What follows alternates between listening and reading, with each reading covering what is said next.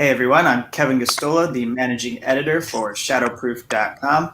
I'm very pleased to be joined by Eoin Higgins, who is a senior editor at Common Dreams. He's joining us by phone, and he's here to talk with us about the aftermath of the Iowa caucuses. So thanks for joining, Eoin. Oh, yeah, thanks for having me. So to begin, as we're recording this, we don't have the official results that have been disclosed, but we both talked before we went on the air here, and we're fairly confident that the results in Iowa split between Pete, Warren, and Elizabeth Warren and Bernie Sanders, and that those numbers are, pretty much those three had the bulk of will have the bulk of delegates coming out of Iowa. We'll talk about the race a little bit as far as how it shapes up after Iowa going into New Hampshire and beyond. But the first question I have for you, and what I want to get into, is this cronyism, is how I describe it, this cronyism around this app that was involved in the Iowa caucuses that was added. It really seems like this company, Shadow Inc., which has some former Clinton campaign staff working for it, was brought on board to fill a role that didn't even exist prior to 2020. And they were given this job that was outsourced. What's your reaction to what we've been hearing about the app and how it was used at the Iowa caucus? Yeah, I mean, I think that your take on it being cronyism, I think that's a really good read. So yesterday afternoon, I was writing a really kind of, for us, like an in-depth kind of look at the app's development and who was behind, because this was after, if people remember, yesterday afternoon, it kind of broke down. People were reporting problems from it. So I was like writing this thing, and then I hit the wrong button, and the website ate it. And so I was just like, oh, screw it. Like it'll be fine. I'll just leave it. And then, of course, I should have left it. I should have just gone back and redone it. But so coming from that, I just want to say that during my research, what I found was that the Iowa State Democratic Party had been working with Defending Digital Democracy Project, which is a Harvard University, kind of like a nonprofit of some kind that they have there. And they had been working with them on election security, and that also involved Robbie Mook and Matt Rhodes, which is why their names were kind of floating around with this, because they have Defending Democracy Campaign, I believe, is their nonprofit, and they're very closely connected. And they had worked with the Iowa State Democrats and the Iowa State Republicans on election security, and so their names were kind of floating around with this. And it was unclear at the time if they had developed the app. So after the app crashed, we found out that it was developed by this company called Shadow Inc., which is what you were referring to, where 4 of the 10 principals are former Hillary for America people. And that company, that for-profit company, is owned by the nonprofit Acronym, which is a progressive Democratic Party controlled kind of like umbrella organization that has a number of these companies and organizations within it. And that company or nonprofit is run by a woman named Tara. I don't have her name actually right offhand, but she's connected with the Buttigieg campaign. And while I was looking through somebody she's married to, or her sister or brother is married to somebody.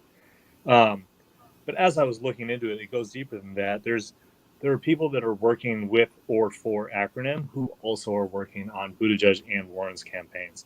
And this isn't to suggest that there's any kind of like conspiracy here, or that like Acronym and Shadow intentionally screwed this up. I don't think that they did. I think it was just incompetence because of what you're talking about with cronyism and giving these kinds of jobs to people that are just not capable of fulfilling what they've been asked to do.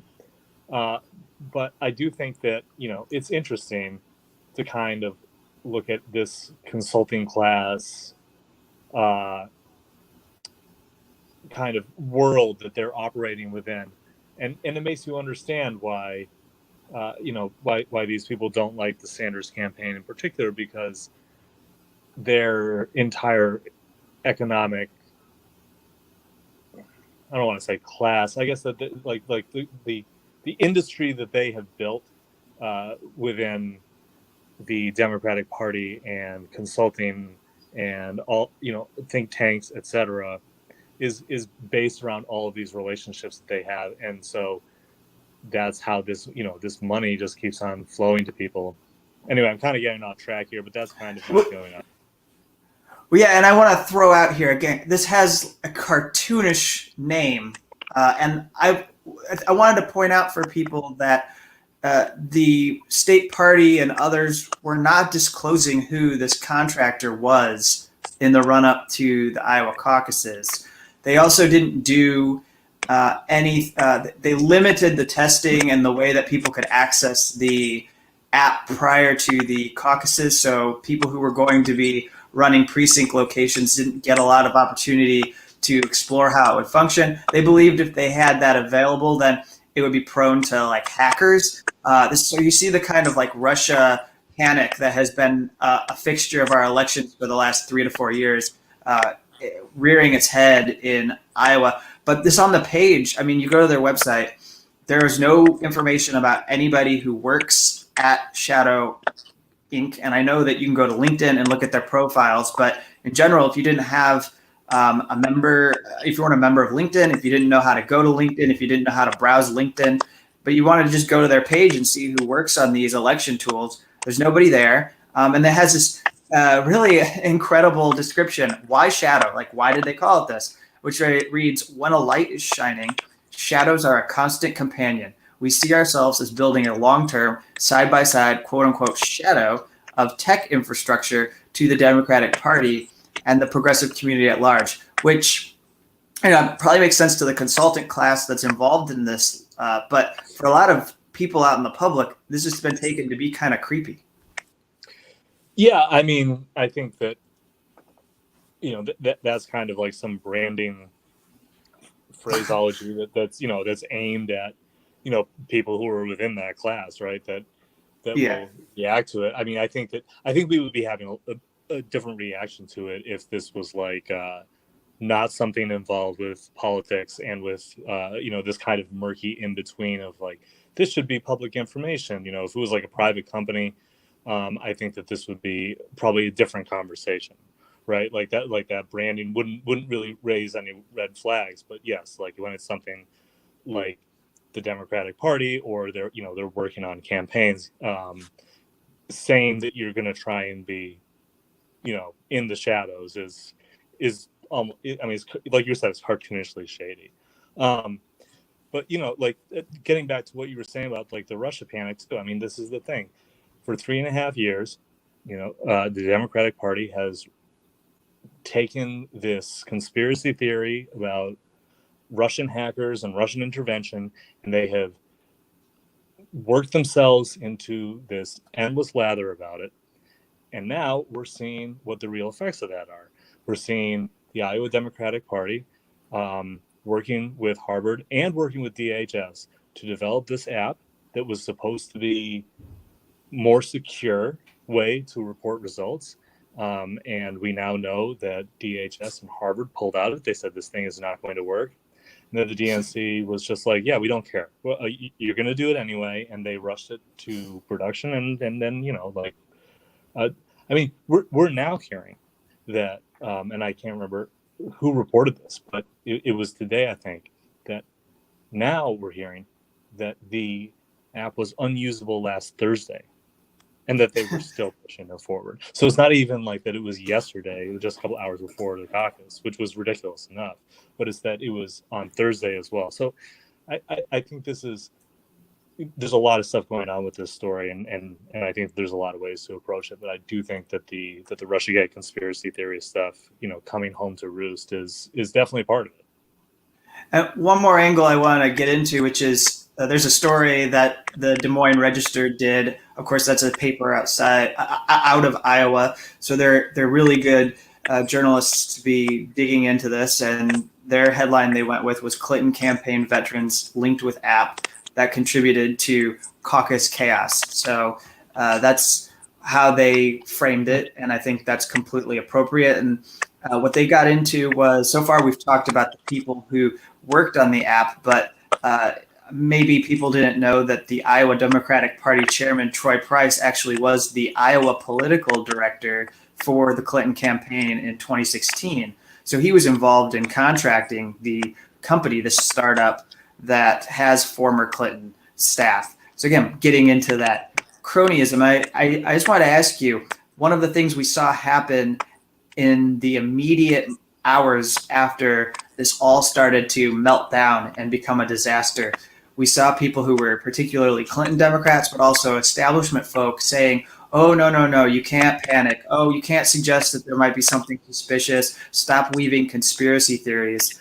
But for the most part, and even if you were just pointing out who sat on this company, it became this leap that, oh, you're trying to weave a conspiracy. You're trying to take cronyism and make it like, oh, there must be people working against each other, with each other to conspire against Bernie Sanders, I suppose, is what they're insinuating. But I mean, what are your thoughts on this reaction of like how people responded to those who were highly suspicious of what the Democratic Party did with the caucuses?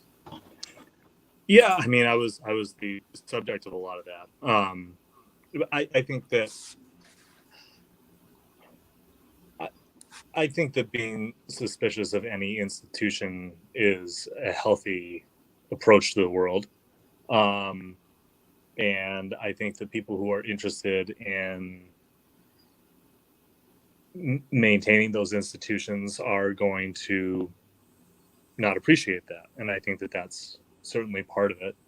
I think that for, one of the unique things about social media is that, there are so many people on there. It's so essential to politics now.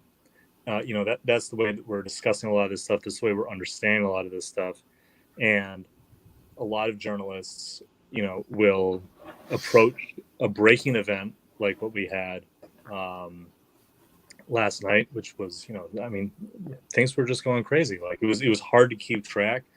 Stuff was breaking. There was information flying all over the place, some of which was confirmable, some of which wasn't. And so I think a lot of journalists, especially ones who, are naturally suspicious of institutional power, were kind of, listing all of these events and happening, kind of like tying them together and saying, oh, like, look at this. So this is kind of like this happened and then this happened. That's kind of weird. And for the most part, I think people were not actually saying there's any kind of conspiracy here or that there's any like definite connection. People were just saying, look, chronologically, this is what happened in this order.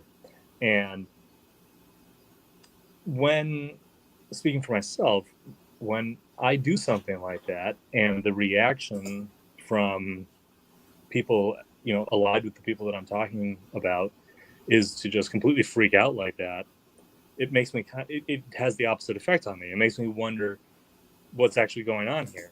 And in this case, I as I said, I still think that it was just complete ineptitude. I don't think that there was some kind of like intricate conspiracy to, deny the results or anything. But I think that it was just, I think it was the kind of the cronyism stuff that we were talking about earlier. But I think that the reaction of kind of any kind of questioning power like that, to call it a conspiracy theory, is just people in power maintaining that power structure and maintaining the idea that, if we say that is this thing, or even if we don't, you're still not allowed to even question it. And then if we pull back and consider why we would have been primed to think this way, if you were a Bernie supporter, why you would be so dismissive and suspicious of what was happening with the Iowa Democratic Party, first off, you have what happened with Tom Perez and the initial appointments to the DNC convention committees, which were overwhelmingly corporate Democrats, only one Sanders supporter who is well known. Then you have basically a whole month of January where people in the media were looking for arguments that they could deploy or attack lines that they could deploy to against Bernie. But by and large, we see most of those were recycled. You see a lot of attention focused on the so-called Bernie bros, blaming them for everything, which, again, they're actually doing that today, suggesting that the chaos with the Iowa caucus came from Bernie wanting to reform the caucuses, even though all he did was ask for raw vote totals to be shared, and he didn't ask for an app that looks like it was a contract given to some people's friends in the party. So, what do you have to add to the righteousness of people who feel very alert to what's unfolding? I mean, I think people really need to understand how primed everyone is to what the Democrats might do next as far as the establishment goes, because of how everyone's been treated every step of the way in the last month. Yeah, I mean, I think that Sanders supporters have every right and are completely justified in feeling like the party is primed against them, and feeling like the mainstream. I mean, yesterday morning we reported on how Chris Matthews was spent 2 minutes ranting on MSNBC about how it would be a disaster for the party, and that they should do whatever they can to stop Sanders from getting the nomination. I mean, this is and those of us who have followed Tweety, as we used to call him, his career for a long time, he used to be a congressional staffer. Like, this guy is not just a media person. He has deep connections within the Democratic Party. So when, by the way, his wife has connections with Hillary Clinton. She ran for Congress in Pennsylvania with Clinton's help back in 2016. Long story, but anyway, there are all of these connections. There are all of these people, within the party and within the media establishment who have a real antipathy for Sanders and what he represents. And it's one thing for a front runner to be vetted and to have negative stories come out. That happens to every. I mean, that even happened to Amy Klobuchar, who's not even close to a front runner when she was endorsed by the New York Times, right? So we had that story. Like that kind of stuff is normal, but there is a certain way that they're just throwing everything at the wall against this guy, and that they have been doing it. They first they were dismissing him and dismissing his campaign, right? They were not including him in graphics. They were hardly including him in polls. Just the entire attitude kind of the general media class towards the Sanders campaign was just to ignore it and pretend it wasn't happening. Then he becomes impossible to ignore, and they quickly pivot to these accusations of sexism towards Elizabeth Warren, and these old comments that he made that they taken way out of context. And it's interesting, by the way, that the second part there, these comments that are taken out of context, because back in 2016, I think that some of that stuff might have stuck a little bit more. But this time what happens is that it flares up very, very quickly, and it's gone in almost like an hour. Because then whoever writes something like that has to backtrack, because there's always some other, all of these quotes from these interviews from 1972, 1971, when he was being interviewed for these newspapers and saying, what he said about George Wallace, that he was. Yeah, that's a good example. He also called him Hitler in the same, or analogous to Hitler in the same interview, but they didn't. It's so ridiculous. It isn't something that people should take seriously, and I think that people don't take it seriously, except for the fact that a lot of Sanders supporters take it seriously to the point that they think that it's indicative, and I think correctly think that it's indicative of the way that the professional media and political establishment classes are treating the Sanders campaign and treating Sanders' candidacy.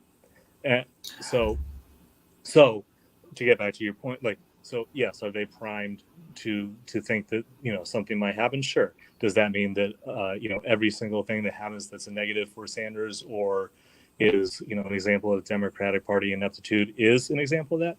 No, but I'm not going to ask somebody who's a Sanders supporter who feels that way. I'm not going to try and make them feel like they're crazy. I mean, that's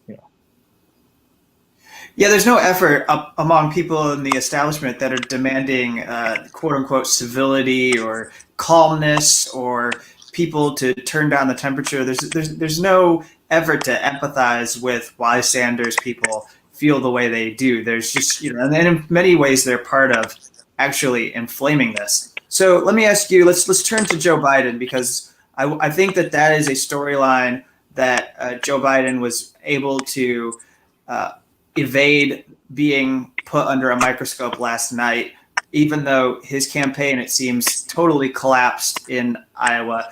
People just didn't show up to these precincts for him. He wasn't viable in many of these precincts. And we were seeing this play out on CNN and also MSNBC. And my conclusion was that the advertising campaign and the efforts and the messaging of the Bernie Sanders campaign was potentially more had more of an impact than we were maybe giving the campaign credit. This whole thing around Social Security cuts really got to people, and I'm not saying that people left Biden and went and supported Bernie, but it seems like those votes went somewhere else. Yeah, I don't know. I mean, well, we don't have. Or let me put it another way: is it possible that we were just inflating his support in Iowa all this time?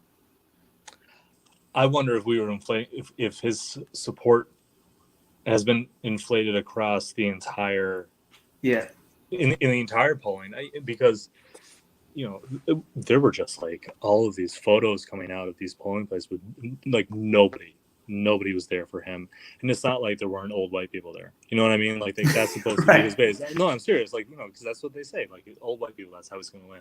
Yeah, they weren't turning out for him. So I think that his campaign is still obviously active, and he's going to New Hampshire, and he's being walked around by his handlers and told to greet people, etc. But it feels over to me right now. I mean, we'll see what happens, but it feels like he is probably done, because if he comes in fourth in Iowa, that's bad. If he comes in fifth, I think it's over. Normally, but now they can just say that they don't believe the results because of everything that happened, which is probably what they're going to do when they come out. And they're. I mean, again, like you said, we have an hour to go before these results come out, so we don't really know exactly what it's going to look like. Maybe he does a lot better than that. Maybe the numbers that we had earlier were wrong. I don't think that they were, but maybe they were. But I mean, it's a good point that he's like evading the kind of campaign scrutiny that he should be having. Like his campaign should be having to answer why he's in fourth or fifth place and what his path forward is. But instead, all of the focus is really on Buttigieg and Sanders, because they won allegedly reportedly from what we're seeing from the Sanders campaign. Anyway, it looks like they won. So then they have to kind of answer. It's this weird thing. I mean, like it's because they won, they're the ones who are the story, and because the story is that the numbers got all screwed up, that means that is the story that they have to deal with. And it also means that Biden doesn't have to have the story of the fact that he lost be a story he can just kind of like skirt past it and go to New Hampshire. It's weird. It's a really weird news cycle. Yeah, and then we're not talking about the issues that drove it, which would matter. Like I saw something indicating that Medicare for All was overwhelmingly popular with people who voted in the caucuses. Yeah, so we don't get to talk about how people and their interest in certain policies maybe led to who they voted for and how that impacted Biden per se. So, anyways, let's start wrapping up our conversation. Looking forward to how we think this race is maybe going to shape up after. What kind of thoughts do you have to add? Where does Pete Buttigieg fit into all of this? Of course, he stepped out there and seemed to give a victory speech, but it doesn't really appear that he was a clear winner in the Iowa caucuses. Elizabeth Warren seems to think that she got around a third of the bulk of delegates. Again, we don't have the actual results, but I feel like when we take these different people and we put them together and make a mosaic, we can sort of have a good idea of where we're sitting with Iowa and what it looks like going into New Hampshire. And my question to you is where you see the shaping as, and I think it's important to get to this. There's a lot of conversation about how Michael Bloomberg, this Republican billionaire who I believe is in the process of hijacking the Democratic Party with the permission of the Democratic National Committee. He wants to come in, spend $100 million more, hire a few thousand more staff, and take this nomination. So he's feels like he's benefiting from all this chaos. Yeah. Okay. Let me think here. I think that first of all, Buttigieg's path, I don't really know what it is. He's not doing very well in New Hampshire. For very obvious reasons, he's going to get completely smoked in South Carolina. I don't see him doing well in Nevada. 3, 4th, or 5th place finishes in a row. I mean, where does that leave him? Or even if Biden somehow dropped out or Klobuchar dropped out and it was really just him and Sanders and Warren, he's not going to have the kind of numbers that really put him in that top 3 tier. He might be technically in the top 3, but he won't be in that tier. So I really don't understand where he goes and what his path is. I think, although I guess if he plays well in New Hampshire, I don't know. It's very difficult. It does not look like he has a viable path, which really kind of means that it's, at least right now, a contest between Warren and Sanders. I think that Warren can look at the Iowa caucuses and look at her huge dip in the polls over the last couple months and see that as and legitimately see that as a good showing relative to worst case scenario, and kind of go forward and have if she can somehow get a strong second place finish in New Hampshire, which there's polling out that maybe that's not going to be possible for anybody to have a strong second place, but if she did, then she could kind of maybe take the hit in South Carolina and Nevada, just because Bernie's base is so much more diverse, and I think that he's rising in South. I think he's going to win South Carolina, honestly, and obviously Nevada, but then she goes to Super Tuesday. I mean, and then what if she loses Massachusetts, which she looks like she might right now? I mean, once you start going down process of elimination, it's basically Sanders versus the party. It's not Sanders versus anybody in particular. But I will say that Bloomberg, I think, is an underrated threat, because not only can he buy all of this access and coverage. He just said this afternoon that he's doubling his ad buys in all targeted markets, just doubling them. So he's already spent $250 million. He'll just spend another $500 million. I'm sure that viewers understand, but I mean, he's so rich that it just doesn't matter to him. $750 million, that's nothing. That's nothing. And this is money. I was going to say, save the money he'll save in taxes. I mean, it's totally worth it. Exactly. That's about what I was going to throw out there as you were speaking there, because this whole thing of preventing a wealth tax, it's well worth it to spend the hundreds of millions of dollars to try to win this nomination, so that nothing is imposed on the tens of billions of dollars that he has in wealth. Right. I mean, I'm sure there's like a tipping point at some point when it becomes not worth it anymore, but I don't think he's anywhere near that, and it's difficult to even understand what that number looks like for us, And so basically, as we conclude here, it's Sanders, it seems, and then the issue becomes, do people want a race in November between a billionaire and, let's call it, a D-list actor who plays a billionaire in the White House right now? And then I think that becomes the way that you consider the Sanders campaign, because if you don't want it to be a Republican billionaire facing off with a Donald Trump who plays the role of a billionaire in the White House right now, then Sanders is mostly your only viable option based on the coalition that's been able to be constructed throughout the United States, the kind of fundraising operation that we've had. I mean, he's the only one in the Democratic race right now that can go through all 50 states and still probably have money left over. Yeah, I mean, I just, I just don't see it as a decision. I think that if people want to win, then they really only have one choice, and that's the person who presents an actual diametric opposition to Trump and everything he Right. is, and it's it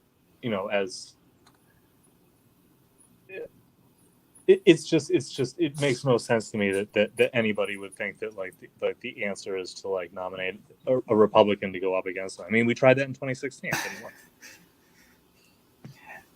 And it does seem like Bernie Sanders kind of like crystallized.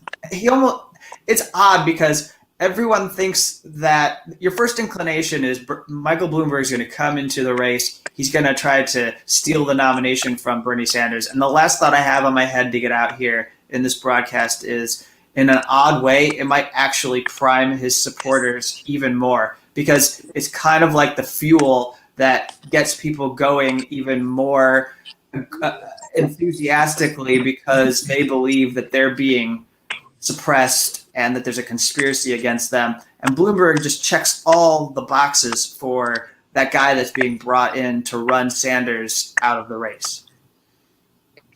Yeah, I mean, I think that's it. If it's not what's happening, it's an understandable reaction for people to think it is. All right. Well, thank you, Eoin. Again, everyone who's watching Eoin Higgins, you can find his work. He's a senior editor at Common Dreams. And of course, he's also on Twitter, easily to find there. And thank you again for joining us for this conversation. And for everyone who's watching, we'll be recording these kind of conversations for Shadowproof.com on a fairly regular basis going through 2020. We've been working on them. Then we have a weekly show that you can watch on Thursday called Dissenter Weekly, where I run down whistleblower stories and cover those from the past week. So again, thank you everyone for watching this clip. And you can go to our YouTube and become a subscriber. And also, if you go to Shadowproof, you can donate and help keep our independent journalism going. Thank you, everyone, and we'll talk to you later.